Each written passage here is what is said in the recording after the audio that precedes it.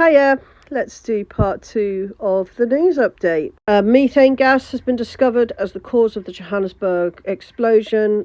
I still believe that it was hell trying to reclaim Victoria Nuland, but this is the party line, so I will give you that. Venezuela have submitted their application to join BRICS. Still interested to see whether there's going to be a mass expansion, no expansion at all, or whether this is something that's going to be limited. I know that this is going to be the topic of great debate at the BRICS summit in August, so we should just have to see what the powers that be come out with there. The Committee on Youth and Sport of the Verkhovna Rada of Ukraine has adopted a draft appeal to the IOC and the International Fencing Federation demanding the lifetime disqualification of Russian saber fencer Anna Smirnova. Basically, because she attempted to shake hands with her Ukrainian rival, that was a provocative act contrary to the Olympic spirit, whereas holding a sword up to someone wasn't. It's not enough that she behaved boorishly, but is now being presented as a victim. Now the act of a well-mannered person offering a handshake is considered provocation and subject to disqualification. I'm sorry, but I think the Olympics has just absolutely had its day. I know that they already kowtowed to public opinion and allowed this rude Ukrainian woman to continue fencing.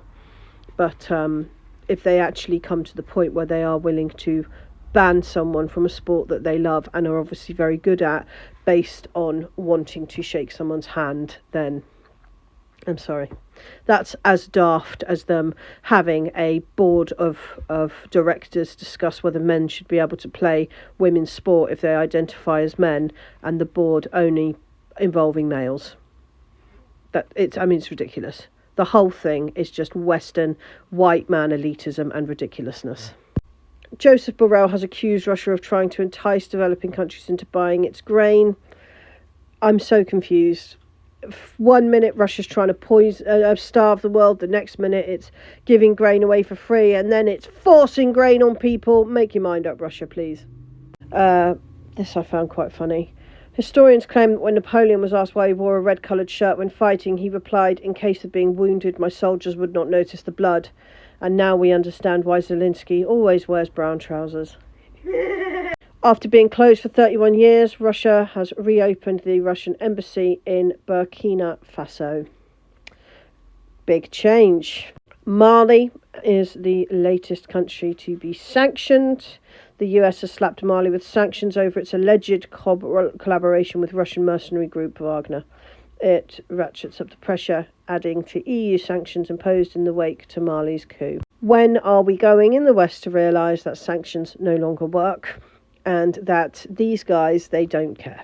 They don't really want to trade with us.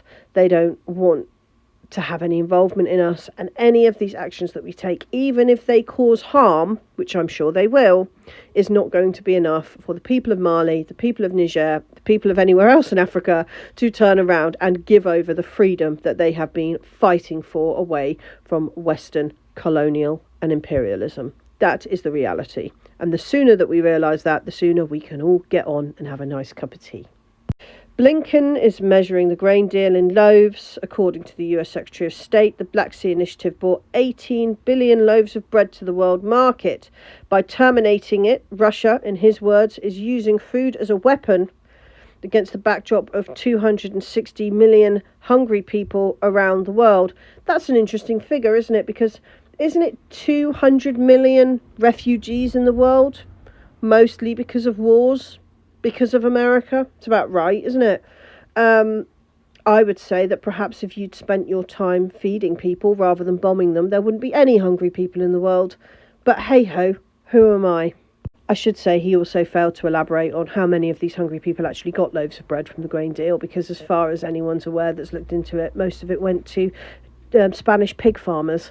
So it didn't get anywhere near Africa anyway. And the product that Africans do want, which is the fertiliser, the West is still preventing Russia from being able to export. So go Blinken.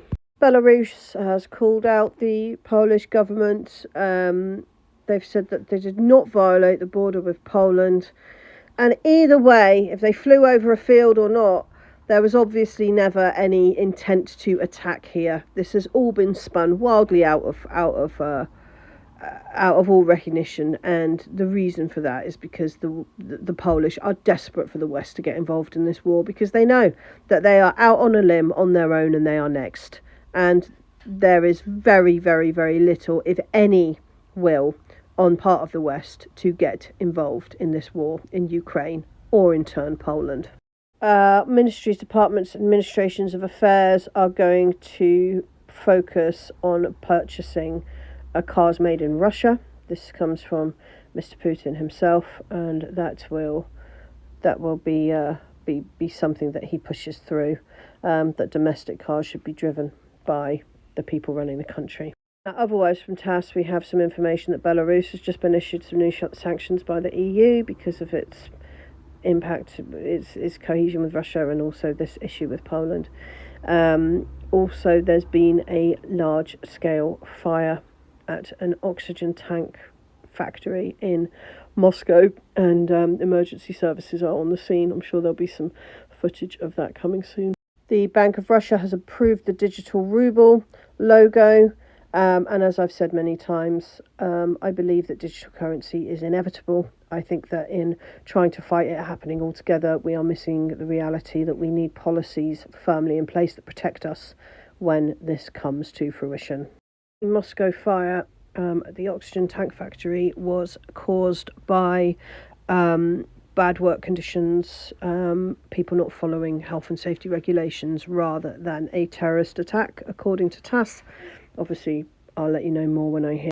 The US have fallen short of saying that they'll be sending troops to Niger, but have said that they are cooperating with the military there, which is a little bit ominous. I do hope that America stays out of Africa any more than it's already there. A little bit of news from Africa now. First up, this is in Niger. They have denounced military pacts with France. In an ongoing attempt to make people aware of what has been happening with the government in Niger and the French army. Ethiopia has called for a state of emergency because of issues happening there. The Senegalese people have started rioting against their government because the government has said that they will support the West, and the people have said that they're not up for that at all. Similar things are happening across Nigeria. Russia has rebuked the US and France for cutting off aid to Niger after the coup, and I completely agree with them. I think it's absolutely horrendous to cut off support to some of the poorest people in the world because of a military political situation that's nothing to do with them per se. I can completely understand cutting off military aid, but to cut off humanitarian aid, that is really lowest of the low. That's about me for today. I hope that that's been informative to you, and as I said in my last video, do come and check us out on Telegram. Diplomacy is Free chat, where I and also John Grimes upload various bits of news that we find in and around the place throughout the day. John Grimes, please follow him here, and also come and find him on Telegram. He's a wonderful political commentator who focuses more on military stuffs. He's also fluent in French, which is very, very useful for me. I wish everyone all the best, and I hope that you have a blessed day. It is raining again here in Salisbury, and it is cold enough to consider putting a fire on. So I imagine that we will have a chilled day, to say the least. God bless everybody, and do consider slinging me coffee for my work, or signing up to my Patreon if you'd like to support the work that I do. All the best.